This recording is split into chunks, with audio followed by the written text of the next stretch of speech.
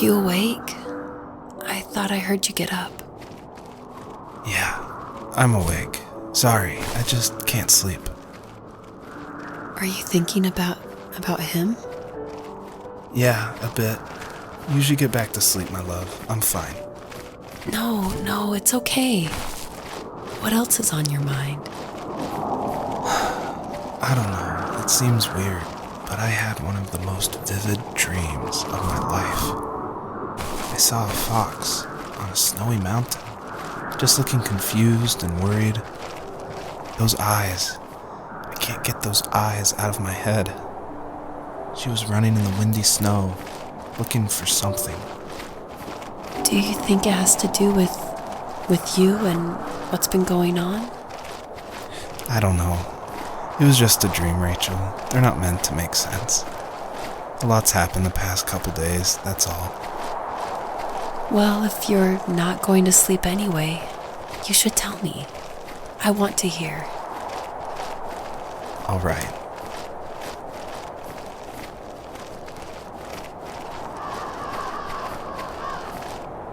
So, not far from her home, she followed that path to something unexpected.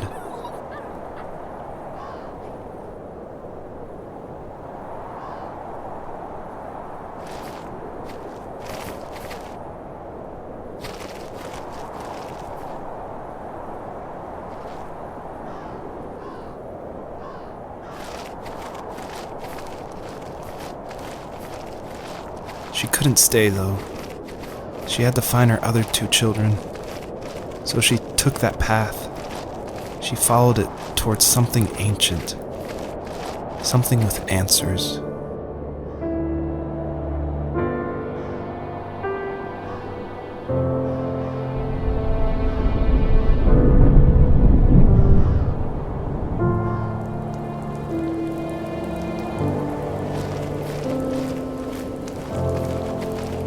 The fox looked high and low, searching for any sign of her cubs.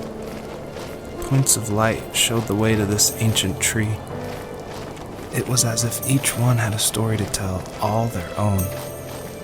The land was trying to tell my story, too. I felt like I was right behind her the whole time.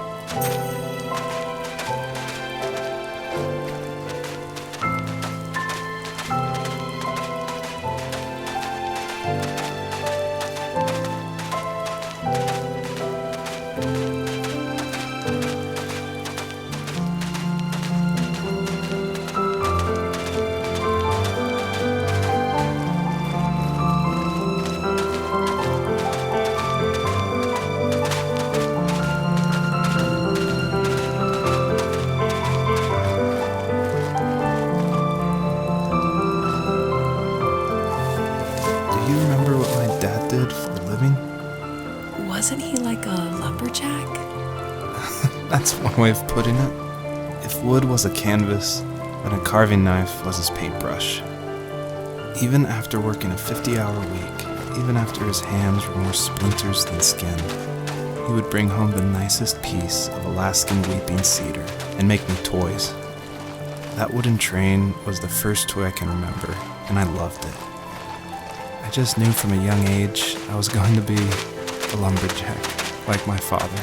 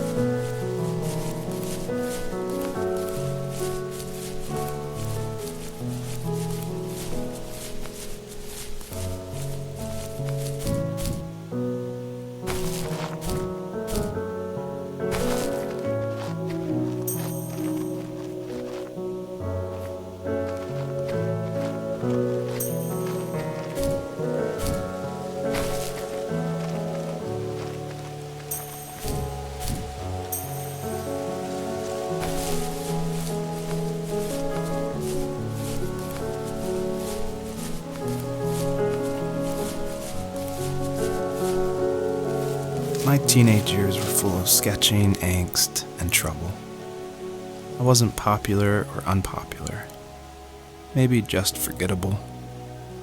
I guess that gave me a sense of freedom, so I hung out with crazy kids, doing crazy things, even though I mostly just watched the chaos ensue. We did it all. Put fireworks in mailboxes, hide roadkill in people's garages, break windows of the barber shop in Anchorage. My dad was furious, but he was so busy working he couldn't do much to stop me from going out. I think being an adult means there's no one to stop you making hard decisions. He had to make a living, and he couldn't be in two places at once. Yeah, I realize that now. But at the time, I was sure he was more interested in growing his business than what was going on with me.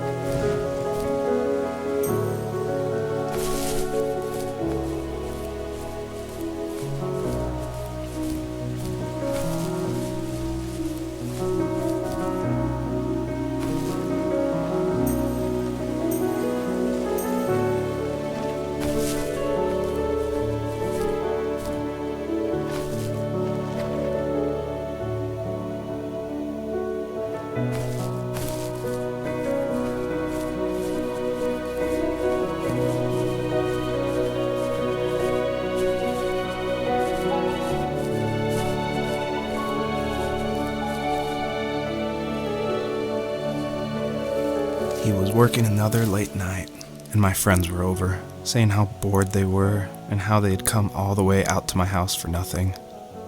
One of them mentioned how that old, ugly beyond belief truck was still in the garage, and how we should take it for a spin. I was only 15, so I kind of fought it for a while. The next thing I knew, we were careening around the mountain path, rocks spitting onto the sides of the cliff, while my dad's cringeworthy bluegrass blared out the speakers. I drove while my friends were in the back of that yellow and purple truck, throwing beer bottles and trash at anything remotely interesting. Felt like I was soaring in the air with borrowed wings. But all good things have endings. A cop outside of Eagle River pulled us over after he saw us send a bottle rocket into someone's yard. What followed was a long night of talking to disappointed adults and feeling smaller than ever.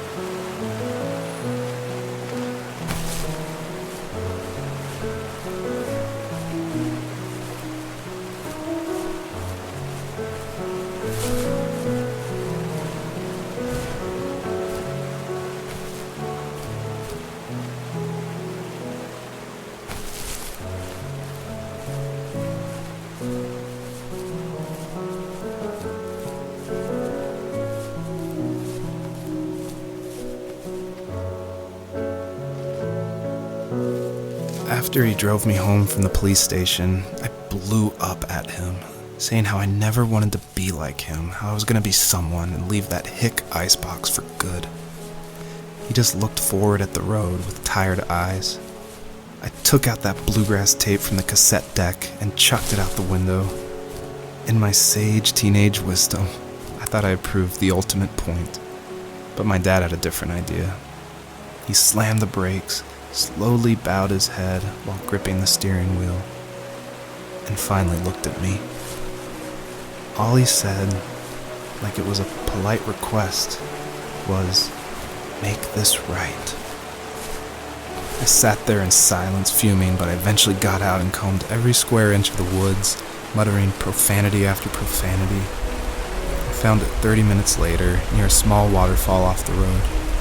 I went back to the truck, put the wet tape back in, and sure enough it worked. We didn't speak another word to each other the rest of the night. Wow, I knew you were a crazy teenager, but... It's hard to believe, isn't it? It surprises me too.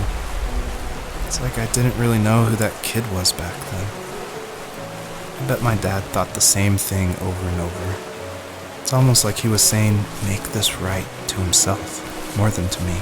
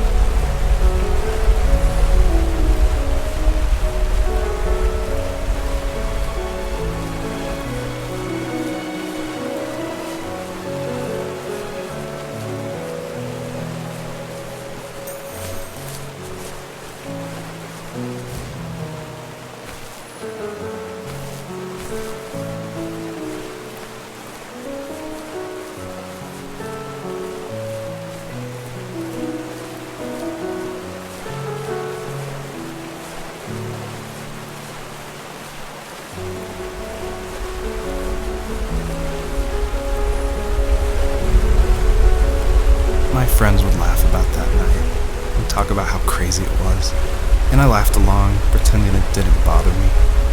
But it did. I imagined my friends growing old in the bush, unable to find that thrill in those godforsaken ice fields. It's like those mountains were a literal wall, keeping me from leaving, where all I would have to look forward to are lumber yards and evening beers. I had to climb over. That was my only goal for a long time.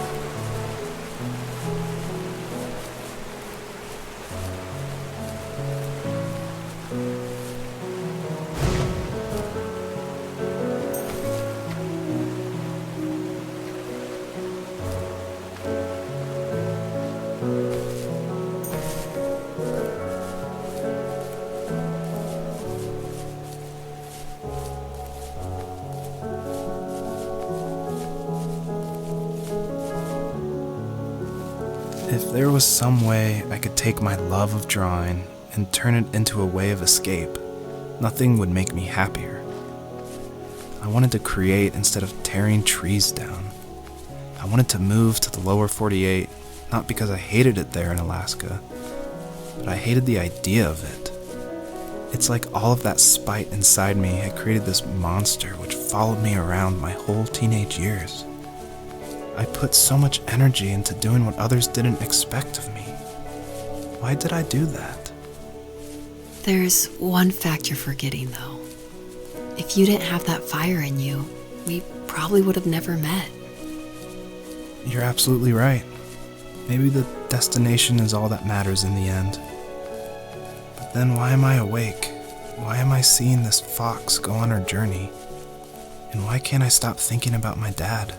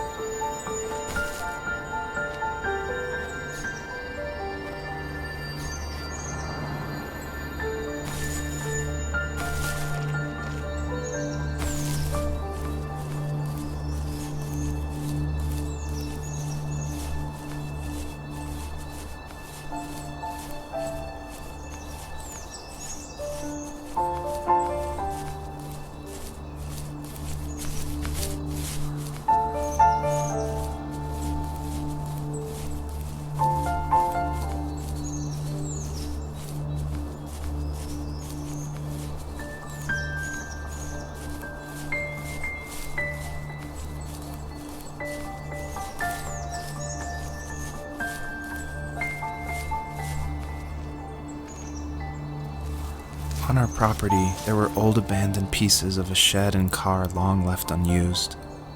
I used to ask him all the time who those people were that left all this junk, and I'm sure he got so tired of hearing it that he made up some elaborate stories how a brown bear ate them and haunted the woods afterwards.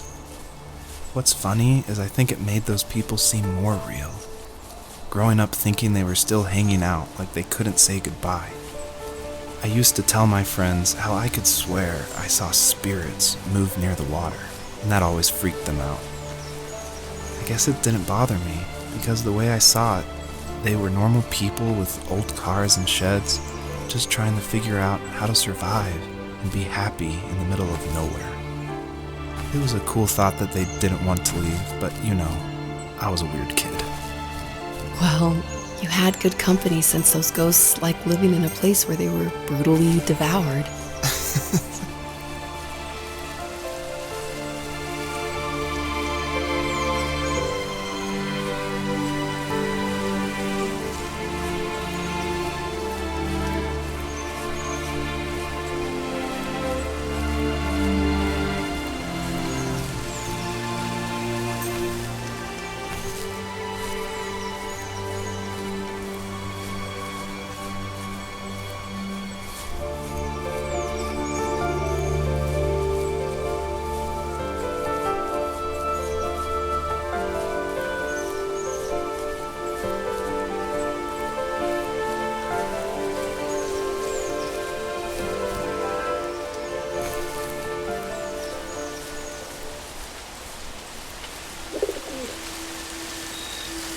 my most distant, at the times when I detested him the most, he kept reaching out. For a year straight, he asked me every week when we were going camping. I thought he was just dense. Eventually, to shut him up, I agreed. We carried out the worn lawn chairs from the garage and set up a cinder block campfire at the site we'd always used behind the house. We walked down the mountain path, talking in the warm sunshine we only got a couple months of the year. Those 3 obsidian rocks shimmered alongside the shore, almost like sparklers pressed against a dark window. I'll never forget that wet stone on my feet, or how those massive mountains looked even bigger in the lake's reflection. I felt small, but grateful. As the sun set, my dad found something I hadn't seen for a long time. The tree where I'd made my first carving when I was 6. I hadn't even carved it. My dad had helped me, but I still called it my tree. Something about seeing my name there made me open up, and we talked about everything that night in that old camouflage tent. I told him how much I loved sketching and design, and how it would be a dream to study architecture in Seattle. I told him how I didn't get along with my friends much anymore, but that I didn't mind being alone. He told me he was there for me, and he joked that if all he had to do was write my name on a tree to finally get me to talk, he would have left me carved logs with novels on them in front of my room every morning. I don't know why it took me that long to realize it, but it was then I knew how much he had sacrificed for me.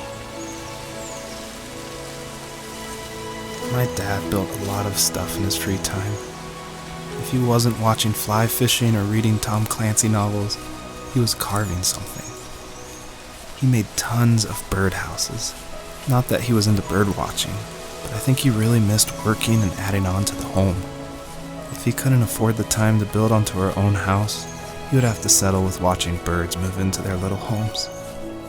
We kept an old mattress in the bed of that ugly yellow truck, so we would drive it deep into the woods and then watch the birds fly into their houses while the sun set.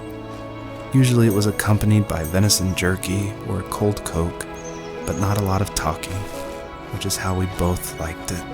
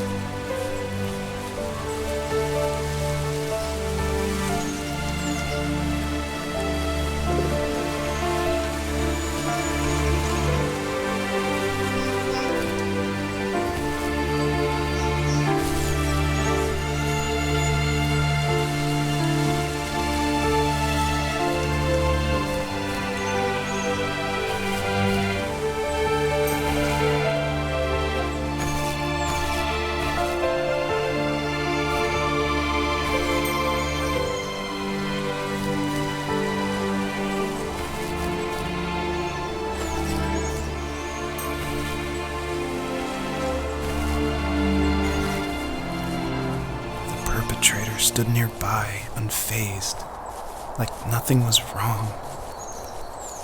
My dad is dead, and he's never coming back, Rachel. I can tell you these stories, but I can never reminisce with him again. He can never hold a grandchild that we'll probably never be able to have. I can never talk to him again, and I'll never be able to say I'm sorry for everything.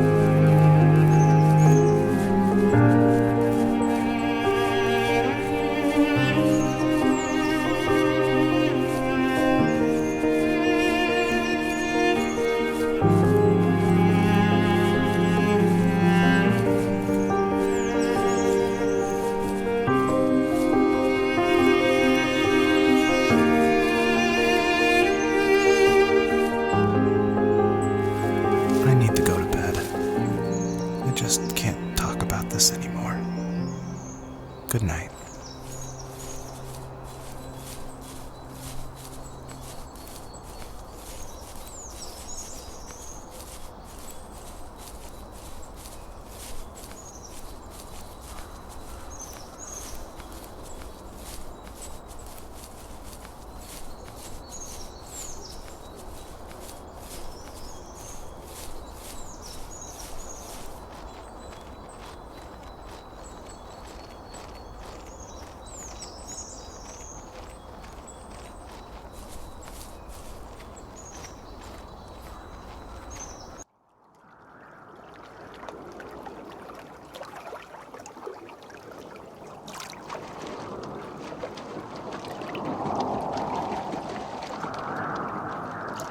Joseph, you can't go to sleep feeling like this. I'm sorry for everything, and I know you need space, but I'm here for you. You don't need to feel so lost. Joseph, have I ever told you what my mother was like? You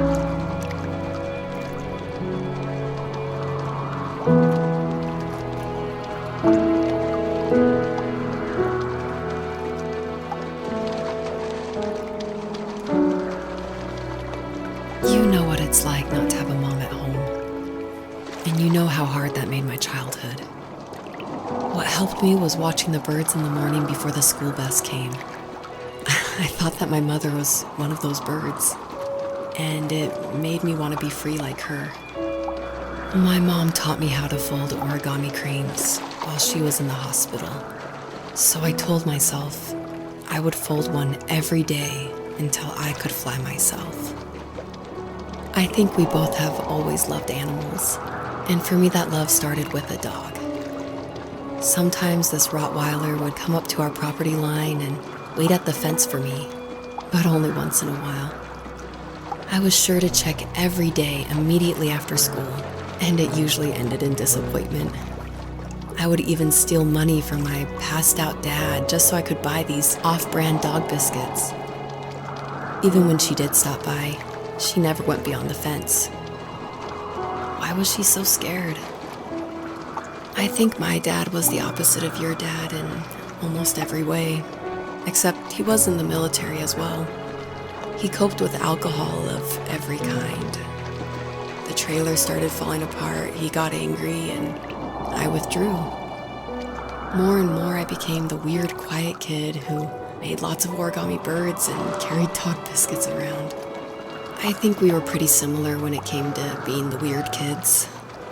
And that same sincerity in college was one of the reasons I was so drawn to you. Life got worse and worse, and at one point, I really didn't think I could survive another day with my soul still intact. I had no real friends, let alone neighbors, since we lived in the middle of nowhere. I should have talked to my teacher, but I was scared what he would do if he found out. As I waited for the school bus one morning, I walked around until I found something in an abandoned shed. Something I can't put into words. I summoned courage I didn't know I had, and I broke into my dad's room and found the key to the shed where he had locked my bike. I'll never forget that feeling. The wind rushing by my ears as the sun rose over fields of wheat. I was flying for the first time. I biked as far as my legs could take me until I found a house that felt friendly and that felt like home.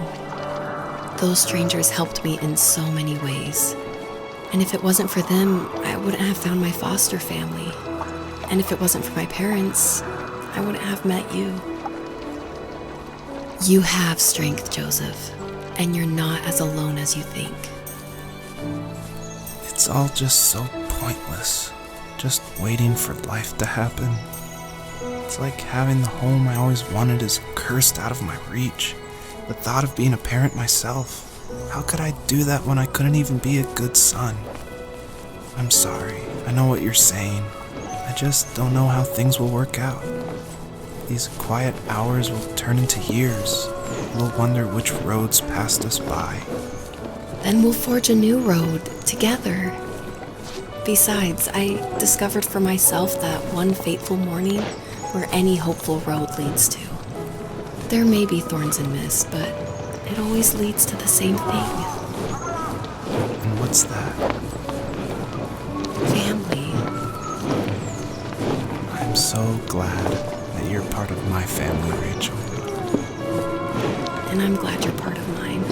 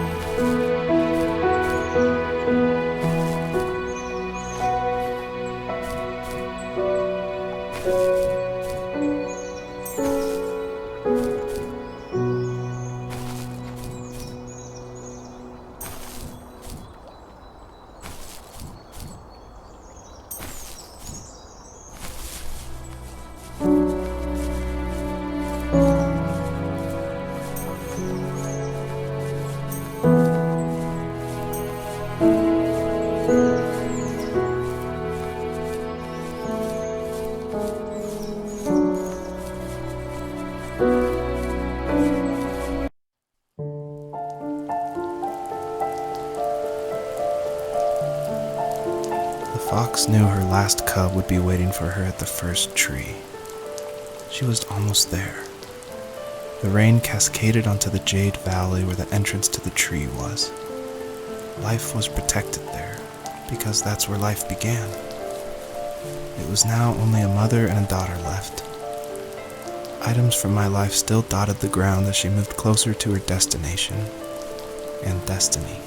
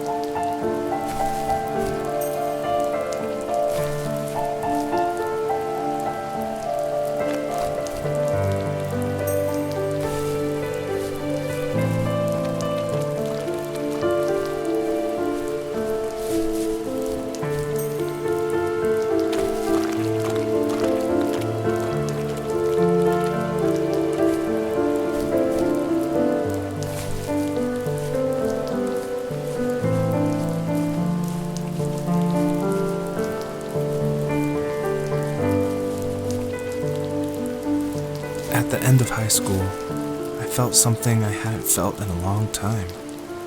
Drive. I looked into the best architecture schools on the West Coast, then got a dose of reality when looking at other students' portfolios and the high cost of tuition. I still wanted to be something, to be the next Alvaro Siza, and to make those thousands of sketches worth something in my grand history. But now even an internship sounds impossible. Siza helped me understand how essential emotion is in architecture, and he also said light is the real composer of space. I like to think these glints of light, like not finding a job or even a strange dream about a fox, are something I should be thankful for, even if the illuminated space is something I'm less than comfortable with.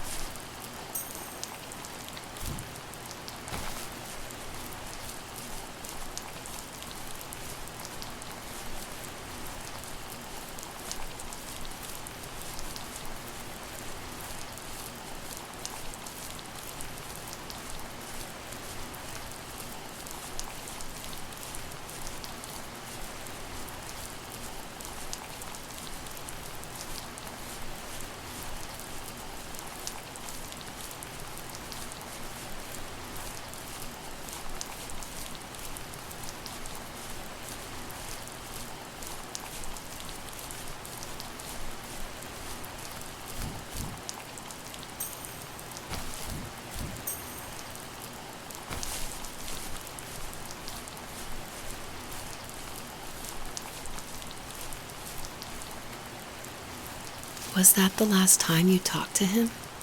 No, I called on holidays, and he would call on my birthday. I guess we acted like nothing ever happened, which was stupid. I didn't want to ask about his lumberyard, and I'm sure he didn't want to ask about my job search. I never went back and visited. I think the last conversation we had was about what movies we had seen and what exactly a best boy is in the credits. I thought he would be here so much longer,